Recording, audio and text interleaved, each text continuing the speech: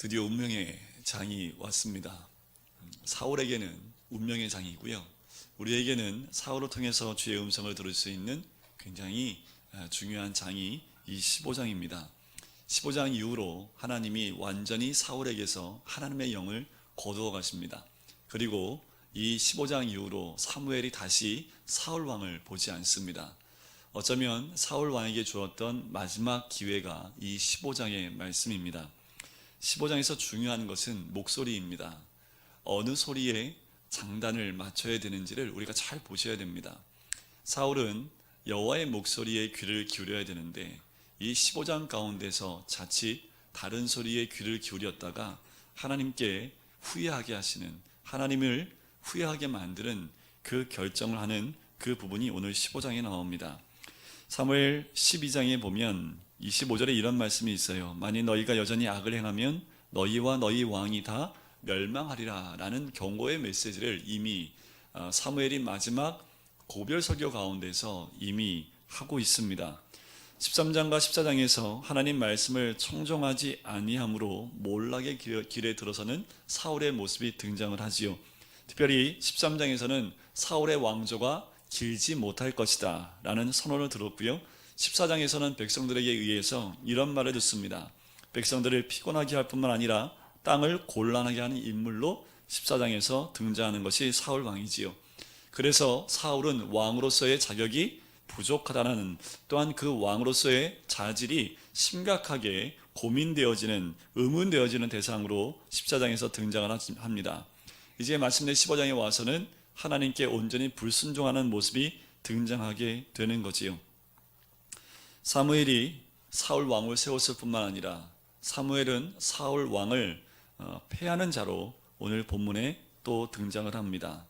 15장 결론부에 가면 사울은 사실상 폐위된 왕으로 간주가 되어, 그래서 더 이상 사울에게 함께하지 않은 하나님의 모습을 보여주게 됩니다. 15장 이후로는 이제 다윗이 등장을 합니다. 16장부터는 다윗이 등장을 하지요. 그리고 다윗에게 누가 임합니까? 하나님의 영이 임합니다. 그리고 사무엘은 다윗에게 기름을 부으고 다윗이 왕이 될 때까지 뒤에서 많은 도움을 줬던 사람이 사무엘이지요. 이렇게 보면 15장 이후로는 사울과 다윗과의 대항, 사울과 다윗과의 경쟁 구도, 또는 서로 대치하고 싸우는 구도 가운데 가지만 실제로 다윗만 싸우는 것이 아니라 다윗 뒤에 계신 하나님과 그리고 사무엘과도 대치 관계에 쓰는 사울의 모습을 보게 됩니다. 도대체 오늘 15장 가운데서 도대체 이 사울이 무엇을 어떻게 했길래 하나님이 완전히 사울을 왕으로 세운 것을 후회할 만큼 그렇게 결정을 했고 결정을 하고 선택을 했을까라는 겁니다. 우리 하나님이 우리를 향하여 오늘 새벽에, 어제 새벽에도 함께 나눈 말씀 가운데 다윗에 대해서 이런 말씀을 해요. 사도 바울이 이야기했던, 설교했던 말씀 가운데 나의 마음에 합한 자라라는 것을 다윗에 대한 마음이었지요. 평가였습니다. 그런데 사울은요, 하나님을 후회하게 만든 사람이 사울이었습니다. 오늘 우리가 어떤 사람이 될지는 우리가 어떤 소리에 반응하는지, 또한 어떤 목소리에 귀를 기울인지에 따라서 달라지게 됩니다. 15장에 나오면 첫 절에 이런 얘기가 나옵니다. 하나님이 사울을 왕으로 세우셨기 때문에 당신은 하나님의 그 말씀에 귀를 기울여야 됩니다 라고 지적을 합니다. 자, 1절 말씀 보실까요? 사무엘이 사울에게 이르되 여호와께서 나를 보내어 왕에게 기름을 부어 그의 백성 이스라엘 위에 왕으로 삼으셨은즉, 당신을 왕으로 삼은 것이 하나님이니까 이제 왕은 여호와의 말씀을 들으소서라고 나옵니다. 자, 처음부터 뭐 하라는 거예요? 들으라는 겁니다. 자, 본문에 보면 여호와의 말씀이라고 나오는데 원어에 보면 한 단어가 더 추가가 됩니다. 여호와의 말씀에 목소리를 들으소서라는 거지요. 목소리가 빠져 있습니다. 원어에 더 가깝게 번역을 한다면 여호와의 말씀의 목소리를 들으소서라는 겁니다. 우리가 무엇에 귀를 기울여야 되는지, 또는 어떤 목소리를 들어야 되는지 명확하게 사무엘이 사울에게 명시를 하고 시작을 합니다. 어쩌면 오늘 이 15장 전체를 끌어안을 수 있는 한 문장이라면 여호와의 말씀의 목소리를 들으소서, 그것을 들어야 된다라는 그 말씀입니다. 결국은 사울이 이 사무엘의 말을 들지 않는 거지요. 자, 그러면서 이 사무엘이 사울 왕에게 무엇을 이야기하냐 하면 아말렉을 진멸하라 얘기합니다. 아말렉 사람뿐만 아니라 가축을 하나도 남기지 말고 진멸하라 라는 거지요. 헤렘사상이라고 해서 이 진멸에 대한 의미가 있습니다. 자, 그 부분이 2절과 3절에 나오는데 왜 하나님이 아말렉을 진멸하라고 하는지가 2절에 나옵니다. 우리 2절 말씀을 같이 한번 읽어볼까요? 시작. 만군의 여호와께서 이같이 말씀하시기를 아말렉이 이스라엘에게 행한 일 곧 애굽에서 나올 때에 길에서 대적한 일로 내가 그들을 벌하노니. 자, 이게 언제 얘기입니까? 언제 얘기를 지금 하나님이 끄집어내서 그들을 진멸하고 하시는 겁니까?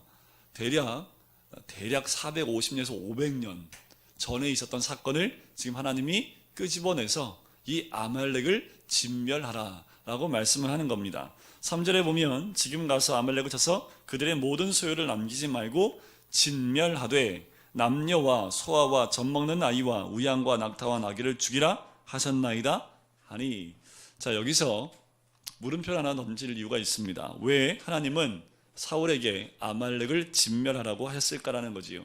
그러면 아말렉은 과연 뭐길래, 단 어떠한 사람들이길래 하나님이 이 이스라엘 광야, 그것도 광야의 초입입니다. 나온 지 얼마 안 됐을 때 아말렉과의 전쟁 가운데서 그것을 여전히 하나님이 기억하시고 500년이 지난 지금에 다시 사울에게 그들을 진멸하고 말씀하실까?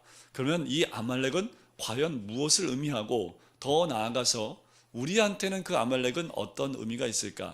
좀 간단하게만 말씀을 드릴게요. 굉장히 중요하기 때문에 이 아말렉의 의미가 우리한테는 어떤 의미인지를 봐야 되고, 그렇다면 우리에게 있는 아말렉은 어떻게 해야 될까? 당연히 진멸해야 되겠지요. 이 아말렉은 이스라엘 민족이 애굽에서 나왔을 때, 그때 홍해를 지나자마자 시내산에 도착하는데 3개월이 걸립니다. 그 여정 가운데 아말렉이 이 이스라엘 민족을 공격해 들어옵니다. 당시에 이스라엘 민족은 한 번도 싸운 경험도 없고요, 무기도 없습니다. 그들이 갖고 있는 무기라고 하면 부지깽이하고 몽둥이 외에는 가지고 있는 게 없어요. 왜냐하면 애굽에서 이들이 반란을 일으킬까 봐 애굽 사람이 전혀 이 무기나 싸울 수 있는 기술을 준 적이 한 번도 없습니다. 그런 이스라엘을 공격해 들어오는 것이 이 아말렉 족속이었습니다. 그때 어떻게 이겼습니까? 모세가 산 위에 올라가서 어떻게 해요?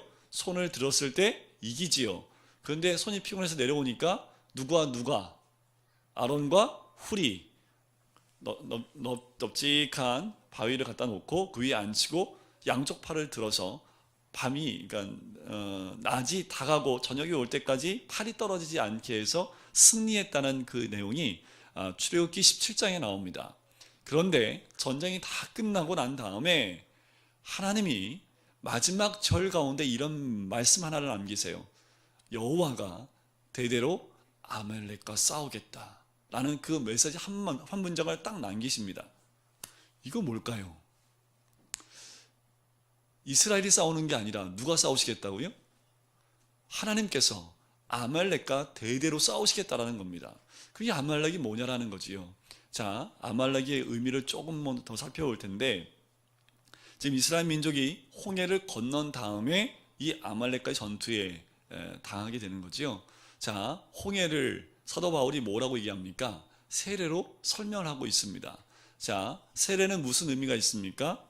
옛사람은 죽고 새사람, 한 주님의 영으로, 또한 예수 그리스도의 생명으로 다시 태어나는 것을 의미하지요. 애굽에서 봤을 때는, 애굽에서는 죽는 거지만 이 광야에서, 가나안에서 봤을 때는 살아나는 것으로 보이는 거지요. 죽음과 동시에 살아나는 겁니다. 그 말은 우리한테 어떻게 적용이 됩니까? 우리의 옛사람은 다 죽고 새 사람으로, 그죠? 누구든지 그리스도 안에 있으면 새로운 피조물이라는 거지요. 세례는 우리한테 그런 의미가 있습니다. 그래서 이스라엘 민족이 애굽에 대해서 죽고 이제 하나님 주신 새 생명을 가지고 광야로 나와왔는데 그들을 공격하는 것이 이 아말렉이라는 거지요. 그래서 하나님이 대대로 이 아말렉과 싸우겠다 말씀을 하십니다. 실제로 이 아말렉은 하나님이 대대로 진멸하고 싸우시는데, 이 아말렉이 이렇게 적용이 돼요. 우리가 다 세례를 받았다면 우리에게도 예수 그리스도의 새 생명이 우리 안에 들어왔지요. 그죠? 그러면 누구의 공격이 있을 수 있습니까?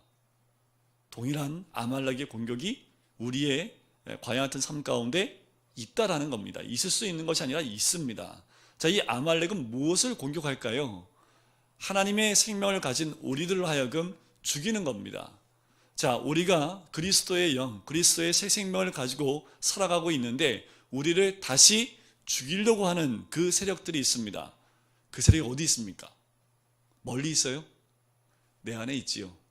나로 하여금 예수 그리스도를 따라가지 못하게 하는 내 안의 옛사람, 나로 하여금 하나님의 영을 따라가지 못하게 하는 옛성품, 이런 것들로 하여금 하나님을 따라가지 못하고 다시 애굽으로 돌아가게 하고 내 새 생명을 죽이려고 하는 모든 세력들, 그 모든 것들이 아말렉입니다.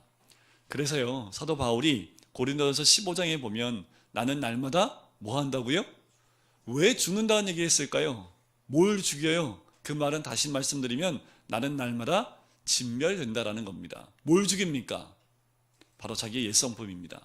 옛사람입니다. 예수 그리스도를 따라가는데 나로 하여금 따라가지 못하게 하는 그 옛성품, 애굽적인 삶, 세속적인 그 모든 내 성품들이 죽지 않으면 예수 그리스도를 따라갈 수 없고 주님을 따라갈 수 없기 때문에 나는 날마다 죽노라 라고 고백을 하는 거지요.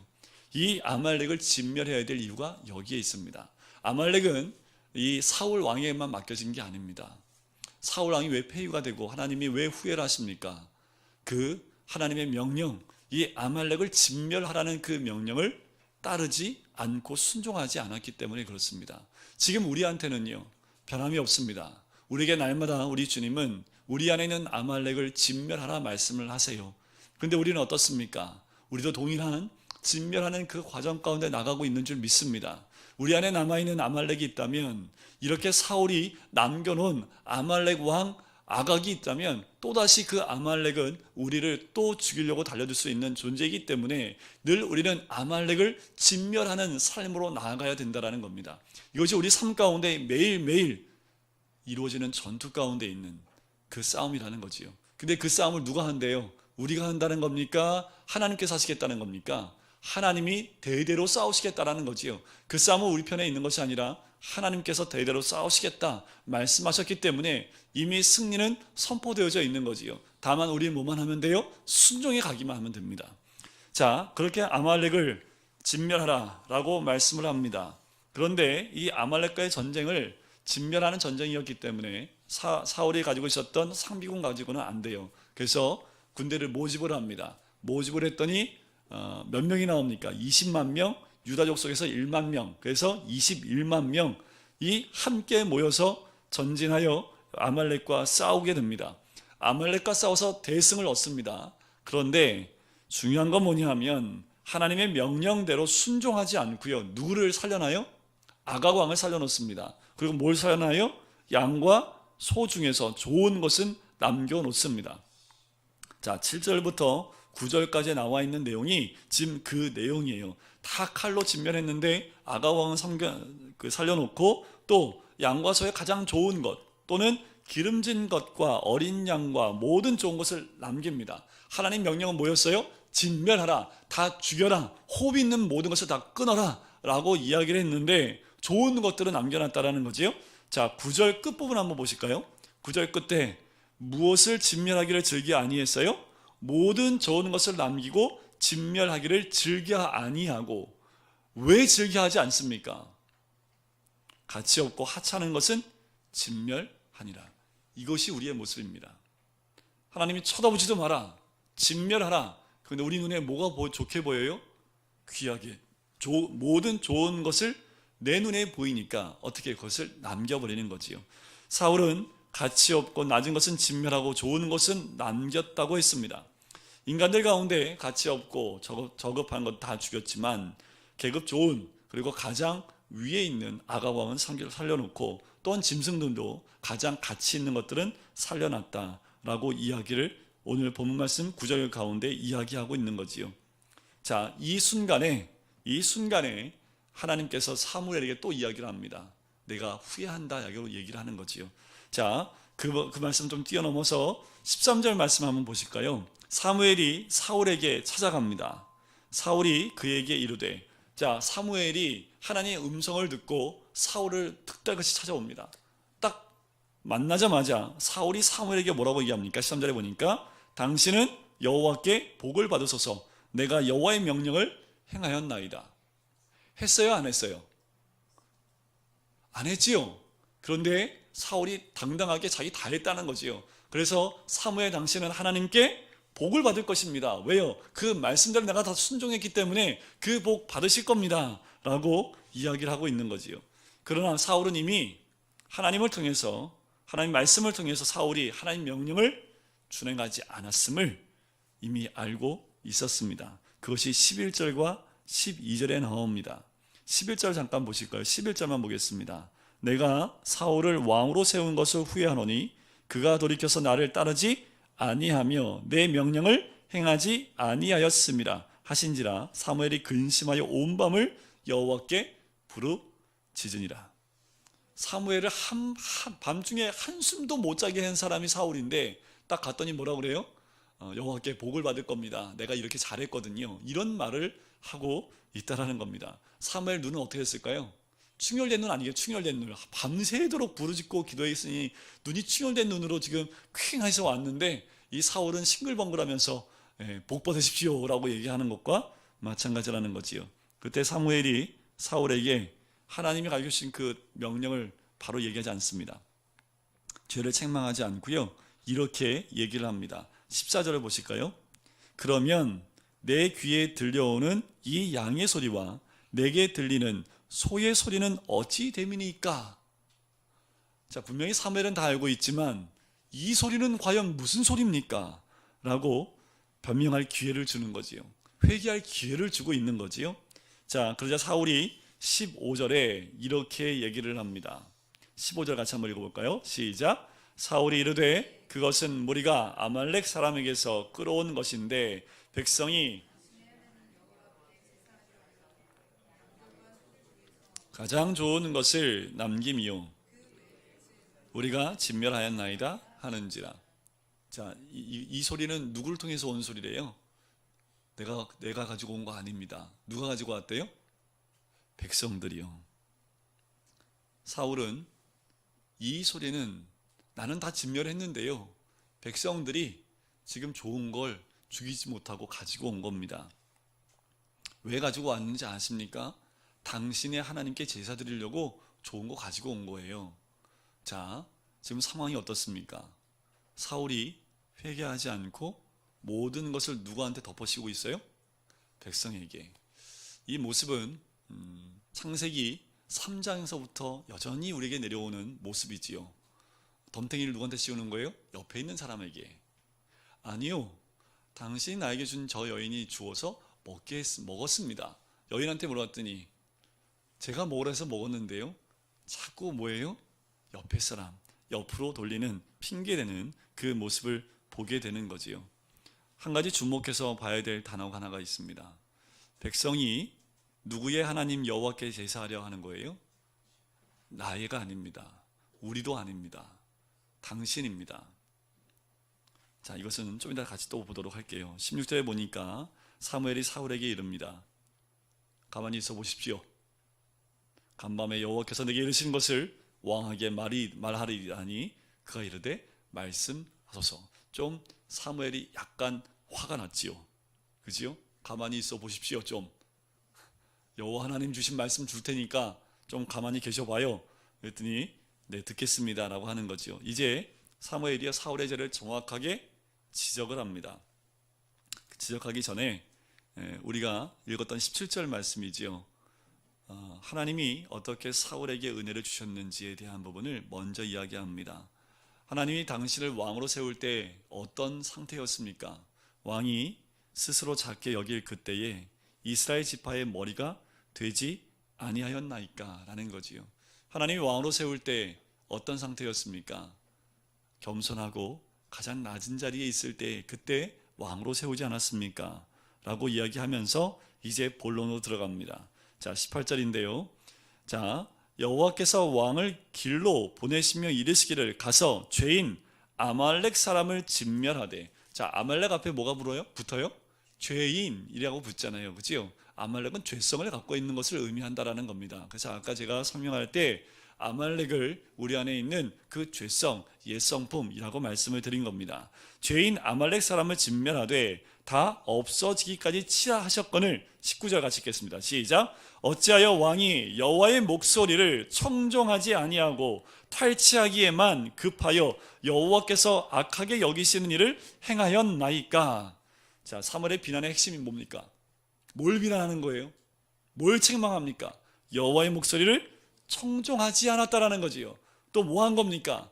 빼앗는 일, 탈취하는 일에만 왜 급했느냐라는 겁니다. 그것이 곧 뭐예요? 여호와께 보기에 악하게 여기시는 일이라는 거지요. 사울은 아말렉 왕 아각을 전리품으로 데려오기를 원했던 것이 분명해요. 자, 한 나라가 전쟁을 나가면 전리품이 있지요. 그죠? 백성들은요, 전복한 것 가운데 자기 것을 취하여 돌아오기를 원하는 것과 똑같습니다. 사울도 자신의 업적과 공로를 자랑하고 싶은 욕망이 있지요. 그 욕망의 소리가 여호와 하나님의 소리를 이겨버린 겁니다. 자기가 이렇게 아말렉을 무찔러서 이겼다라는 그 모습을 보여주고 싶고 자기를 더 높이고 싶은 그 욕망 가운데 어떻게 해요? 하나님 목소리보다 내 내면에서 나오는 그 소리가 더 크게 들렸다라는 거지요. 그래서 어떻게 해요? 아각을 죽일 수 없었다라는 겁니다. 더 나가서 어떻게 한지 아십니까? 12절 말씀을 보실까요? 12절 말씀 끝에 보면 이런 말이 나옵니다. 갈멜에 이르러 자기를 위하여 기념비를 세우고 라는 거지요. 기념비는 누굴 위해 세워야 됩니까? 여호와를 위해 세워야지요. 그런데 누굴 위해 세웠어요? 자기를 위해 세웠다라는 거지요. 이미 이 모습 가운데서 이미 사울은 자기 내면의 욕구 그리고 욕심, 자기를 더 높이고 싶은 그 욕망의 소리가 이미 자기를 위한 기념비 가운데 세워졌을 뿐만 아니라 이 아각을, 그 왕 아각을 살려놓는 그 결정을 할 수밖에 없었다라는 거지요. 우리가 신앙생활할 때 가장 조심해야 될 소리가 이 욕심의 소리입니다. 근데 왜 비트코인 때문에 요새 많은 젊은이들이 무너져 나간가 아시죠?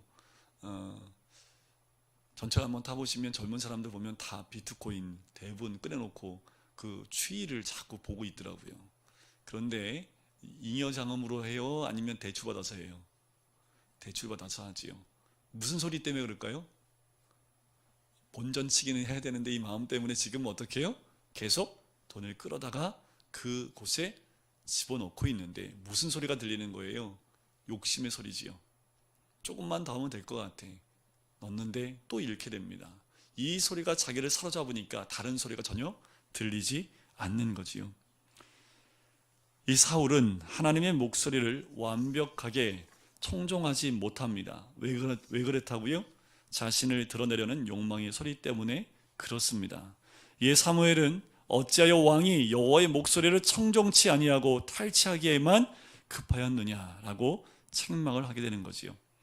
사울은 아직도 자신의 죄를 정확히 고백하지 못하고 백성들에게 책임을 전가하는 그 모습이 또 20절과 21절에 나옵니다.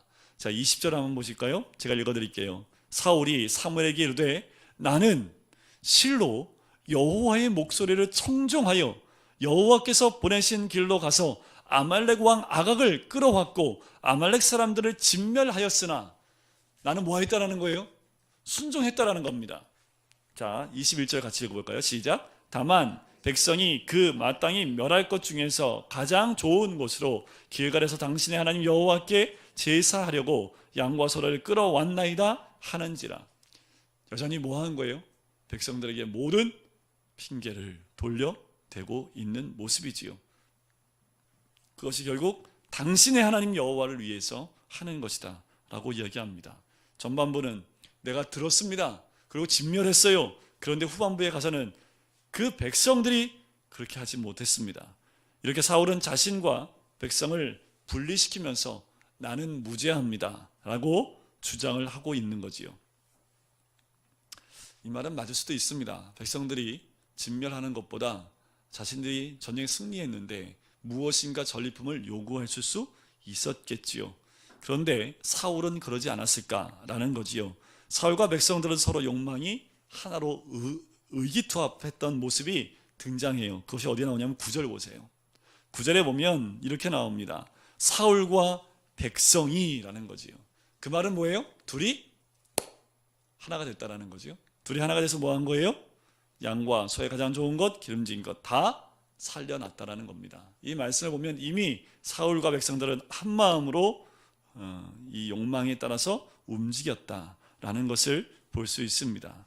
여호와께서 모두 진멸하라고 했지만 사울과 백성이 아각 왕과 양과 소 중에서 가장 좋은 것들은 전쟁 승리의 전리품으로 가져가기를 원했다는 것이 분명한 거지요. 아마 이들은 이런 생각을 했을 거예요. 이 정도는 뭐 그 다 죽이고 요 정도인데 이건 아주 작은 건데 라고 생각한지 모르겠습니다. 그런데 이들이 그것을 가져온 것도 여호와께 드리기 위해서라고 하지만 사무엘에게는 그것이 가장 큰 문제라고 지적을 합니다.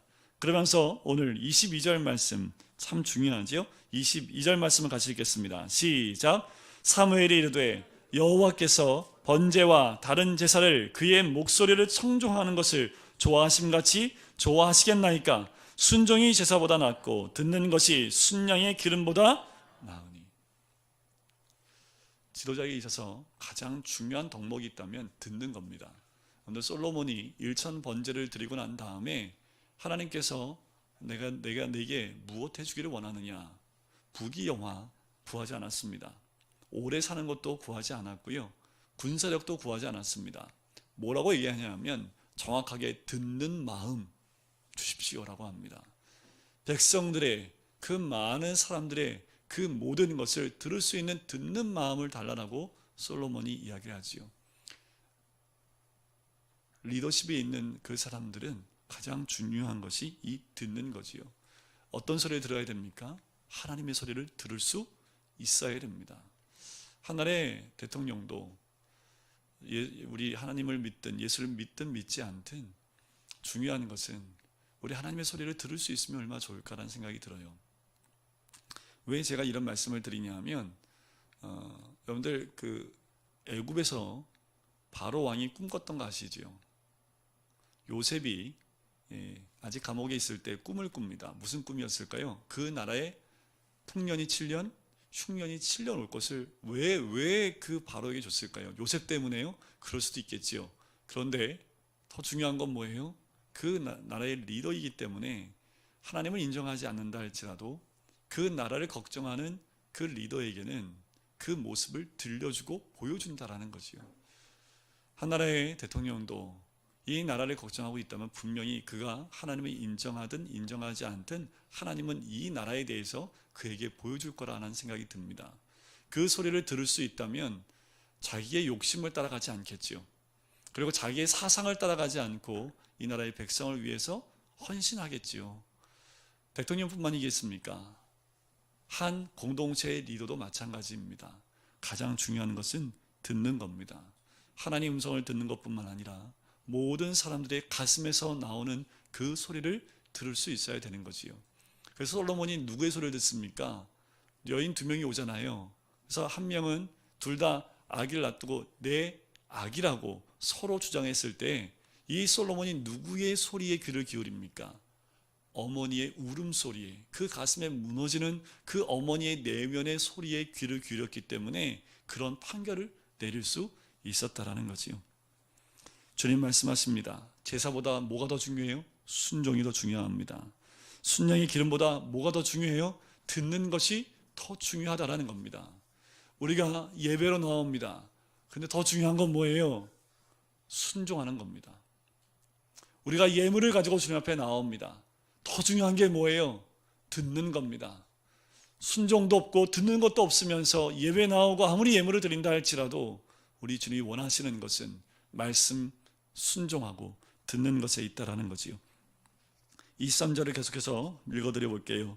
이는 거역하는 것은 점치는 죄와 같고 완고한 것은 사신 우상에게 절하는 죄와 같음이라 라는 거지요. 거역하는 것은 점치는 죄이고 완고한 것은 우상 숭배와 같다라는 겁니다. 사울이 한 행동은 하나님의 목소리에 대한 거역입니다. 그 말은 뭐예요? 바로 점치는 죄와 같다라는 겁니다. 완고한 것, 즉 교만한 것은 우상 숭배와 같다라고 이야기하는 것이요, 사무엘은 사울이 여호와의 말씀을 버리는 것이다라고 단정을 짓고 있습니다. 여러분, 여호와의 말씀을 버릴 수 있습니까? 네, 버릴 수 있어요. 말씀이 여기 있습니다. 매일 4장씩 읽어요. 매일 갖고 다니면서 이렇게 끼고 다녀요. 하지만 가지고 다녀도 여호와의 말씀을 버릴 수 있습니다. 우리가 깨어 있어야 될 이유가 여기 있습니다. 말씀이 아무리 가까이 있어도 이 말씀을 가지고만 다니고 순종하지 못한다면, 이 말씀 아무리 가지고 다니고 읽는다 할지라도 이 말씀 속에서 우리가 듣고 순종하지 않으면 이것은 그냥 기록되어 있는 활자일밖에, 활자 그 글자일밖에 아무것도 아니라는 거지요. 우리 주님이 사무엘을 통해서 우리에게 말씀해 주는 것은 사울 너는 여호와의 말씀을 버렸다라는 겁니다. 그래서 23절 끝에 보세요. 왕이 여호와의 말씀을 버렸으므로 단정 짓습니다. 당신은 여호와의 말씀을 버렸습니다. 그래서 여호와께서도 왕을 버려 왕이 되지 못하게 하셨나이다 라고 얘기를 합니다. 그런데 순종은요, 99% 순종은 순종 아닙니다. 1% 순종 안 한 거, 그 1% 안 한 거 좀 순종한 거 쳐주면 안 돼요. 안 돼요. 1% 안 한 순종, 그건 불순종입니다. 99%를 순종했다 할지라도 마지막 1% 때문에 하나님은 불순종이다 말할 수 있는 거지요. 부분적인 순종을 우리 주님이 원하시는 것이 아니라 하나님 말씀의 그 목소리에 온전한 순종을 원하고 있으십니다. 사무엘이 정면으로 이 죄를 지적하자마자 사울이 이제 정직하게 자신의 죄를 고백합니다. 그게 24절에 나와요. 내가 범죄하였나이다 라고 이야기합니다. 그런데 더 중요한 게 뭐냐 하면 그 다음에 나온 겁니다. 내가 여호와의 명령과 당신의 말씀을 어긴 것은 내가 백성을 두려워하여 그들의 말을 청종하였습니다. 누구를 청종해야 됩니까? 여호와의 말씀의 목소리를 들을지어다 라고 얘기했는데 지금 뭘 들었어요? 자, 여기서 그들의 말, 이 말을 원문에 더 가깝게 번역한다면 그들의 목소리입니다. 사울은 누구에게 더 귀를 기울였어요? 그들의 목소리에 더 귀를 기울였다라는 거지요. 그러면서 25절을 보세요. 내 죄를 사하고 나와 함께 돌아가서 나로 하여금 여호와께 경배하게 하소서라는 거지요. 사울이 회개했을까요? 회개하지 않은 모습이라는 것을 30절에 가면 알 수 있습니다. 30절 한번 보실까요? 사울이 이르되 내가 범죄하였을지라도 이제 청하옵나니 내 백성의 장로들 앞과 이스라엘 앞에서 나를 높이사 나와 함께 돌아가서 내가 당신의 하나님 여호와께 경배하게 하소서 하더라. 잘 보십시오. 이게 회개한 모습입니까? 우리가 사울을 통해서 다시 한번 우리를 돌이켜 봐야 될 것은 회개는 이게 회개가 아닙니다. 지금 사울은 어떻습니까? 지금 뭐가 분명히 나눠졌냐면 나와 당신이 분명히 나눠져 있습니다. 내 백성의 장로들, 내 백성의 이스라엘 앞에서 나를 좀 높여주십시오. 그리고 당신의 하나님 여호와께 경배하게 해달라고 얘기합니다. 나의 하나님이 아닙니다. 우리의 하나님도 아닙니다. 내 백성 앞에서 좀 왕인데 좀 왕 체면이 있지, 좀 왕 체면 좀 세워주십시오. 이 말 아닙니까? 회개한 자의 모습이 아니지요. 사울은 계속 무엇을 의식합니까? 왕의 자리를 의식하고 있는 거지요. 제 말씀을 또 묵상하면서 또 회개되고 조심되는 게 뭐냐 하면 사람이 자리를 만듭니까? 자리가 사람을 만듭니까? 이 말이 그 말 같고 그 말이 이 말 같지요. 사람이 자리를 만들어요? 자리가 사람을 만들어요? 자리가 사람을 만들더라고요. 참 조심해야 될 부분인데 저도 부목사일 때는 담임 목사 되면 저렇게 하면 안 되지 이 말을 참 많이 했거든요. 그래서 담임 목사 딱 되고 나니까 더 조심스러운 거예요. 이 자리에 와 보니까 더더욱 조심스러운 건 말 한마디 행동 한번 잘못하면 에휴 내가 부목사들이 그럴 거 아니에요. 부교육자들이 담임 목사는 이 말을 할 거 아니에요. 저도 했었기 때문에 이 자리에 오니까 이 자리가 무슨 자리냐면 그러면 안 되는데 담임 목사님들이 이 큰 교회 같은 경우 저희도 마찬가지지만 담임 목사님 자리에 가면 대접을 참 많이 받습니다. 섬겨주시잖아요. 성도님들이 섬겨주신 것을 되게 감사해야 되는데 섬김을 오래 받다 보니까 이제 뭐 한 거예요? 섬기지 않으면 불평이 나오는 거지요. 어떤 큰 교회는요, 신방을 서로 가려고 한대요. 그런 교회가 있어요. 사례를 되게 조금 줘요. 굉장히 큰 교회인데, 그런데 이제 이 신방을 가면 성도님들이 감사해서 이제 감사 헌금을 드리면서 목사님들한테 이제 감사하다고 목사님 쓰세요라고 드리잖아요. 근데 이게 이제 더 큰 거지요. 그래서 어떻게 보면 참 그게 좀 그래요. 그런데 그것 때문에 거기는 신방이 활성화됐대요. 이 말을 들을 때 참 안타까운 것은 그 대접받는 그 자리에 있다가 대접을 받을 수 없는 자리에 갈 수 있을까?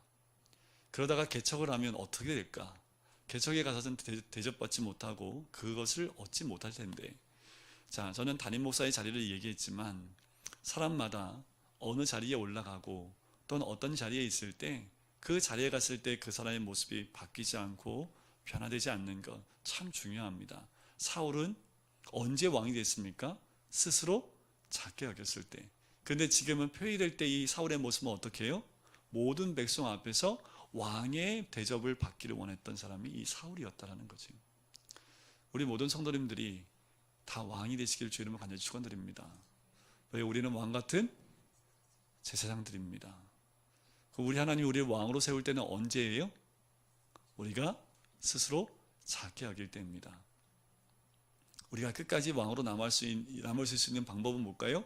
하나님 말씀에 청종하고 귀를 기울이고 스스로 낮게 여기며 늘 하나님 말씀에 귀를 열고 그 말씀에 순종하고 듣기를 원하는 그 자세, 그 모습이 있을 때 어쩌면 사울이 여기서 회개하고 돌이켰다면 하나님은 이 사울을 다시 기회를 주고 왕으로서 다시 나아갈 수 있는 기회를 주셨을지 모르겠습니다.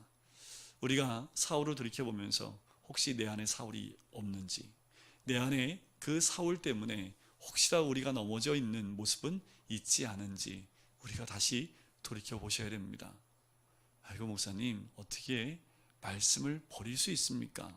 맞아요. 우리는 말씀을 버릴 수 없습니다. 그러기에 말씀을 더 가까이 하고요. 어떻게 하면 말씀에 순종할 수 있고 어떻게 하면 말씀대로 살아갈 수 있을까 또 고민하고 묵상해보고 또 고민하고 묵상해보고 이것이 신앙인의 진정한 모습입니다. 이렇게 고민하고 묵상하면요 말씀을 벗어난 삶을 살 수가 없습니다.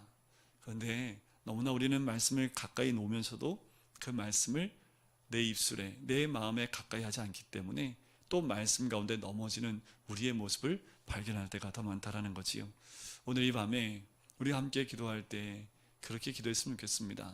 하나님, 우리 안에 있는 아말렉을 다 진멸할 뿐만 아니라 사울처럼 주의 목소리에 귀를 기울이지 못하는 그런 교만한 마음, 그런 마음이 우리 가운데 있지 않도록 인도해 달라고, 우리가 있는 그 자리가 어떤 자리이든지 늘 나 스스로를 작게 여김으로 하나님 앞에서 큰 자라는 그 이름을 들을 수 있는, 누구든지 으뜸이 되고자 하는 자는 모든 사람의 종이 되어야 된다는 예수님의 말씀처럼 나는 섬김을 받으러 온 것이 아니라 섬기러 왔다는 주님의 말씀처럼 그런 위치와 그 모습 가운데 있을 때 주님은 우리를 또 있는 그 자리에서 우리로 하여금 하나님의 나라를 확장할 수 있도록 쓰임받는 그 자리에 세워주실 줄 믿습니다.